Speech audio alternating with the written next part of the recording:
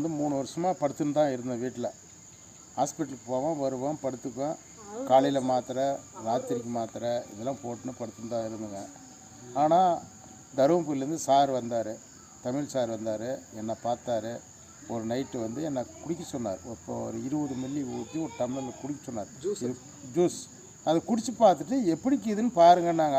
குடித்து பார்த்தோன்னே எனக்கு காலையில் வந்து ஒரு மாற்றம் தெரிஞ்சிச்சு. மாற்றம் தெரிஞ்சதுனால எங்கள் வீட்டில் வந்து நான் திட்டி அந்த பாட்டிலை வாங்கி கொடுக்க சொன்னேன். வாங்கி கொடுத்து சாப்பிட்டேங்க. ஏறக்குறைய வந்து ஒரு 20 நாள் சாப்பிட்டேன். 20 நாள் சாப்பிடும்போது நான் வண்டியே ஓட்ட மாட்டேன், எழுந்து வெளியே வர மாட்டேன். இன்னொரு நாளைக்கு நம்ம வண்டி எடுத்துகிட்டு போய் எங்கேனா போகிறாங்களா தனியாக ஒரு ஃபீலிங் மனசுக்குள்ளே ஒரு மாற்றம். அப்படியே ஒரு அல்ற ஒரு ஸ்டேஜில் எத்தனை நாள் ஒருத்தரை நான் போய் கூப்பிட்டுக்கணும், நம்ம எவ்வளோ வேதனைப்பட்டுன்னு கேட்குறதுன்றதுனால வந்து நான் ரொம்ப மனசில் வருத்தமாக இருந்தேன். டெய்லி ஒரு தாக்கு போகும்போதுனா நான் வண்டி எடுக்குவேன், சரண் எங்கேனாலும் போவேன். ஆனால் அப்படி இருந்தும் இன்றைக்கி வீட்டோட முடங்கி உட்காந்துட்டேனேன்ற ஒரு மனசு ஆதங்கம் எனக்கு இருந்துச்சு. அந்த ஜூஸை குடித்த பின்னாடி அந்த ஒரு பாட்டில் முடிஞ்சு 2வது பாட்டில் குடிக்கிறேன். எனக்கு ஒரு துணிவுனா வண்டி ஓட்டி பார்க்கலாம், போகலாம் அப்படின்ற ஒரு அந்த துணிச்சல் வந்துடுச்சு. போனேன்.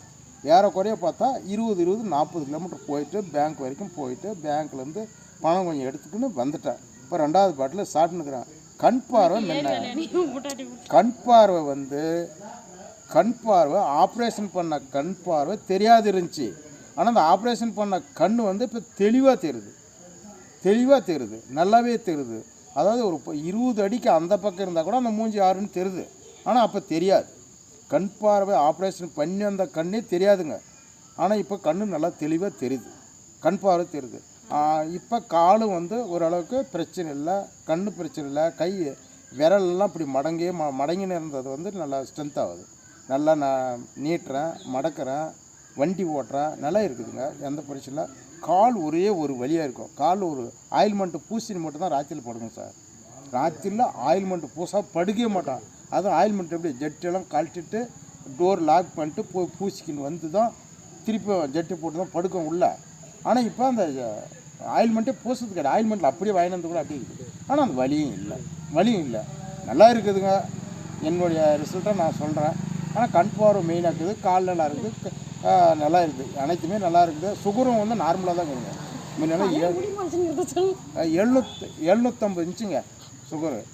ஆனால் இப்போ வந்து 120 130 இப்படி தான் இருக்குது, நார்மலாக தான் இருக்குது. ஆமாம், டீயே குடிச்சு கூட காஃபி குடிச்சு கூட பார்த்தோம் ஒரு நாள். வாங்கலாம், சுகர் ஏறல. அது எவ்வளோ அந்த நார்மலில் தான் நிற்கிது.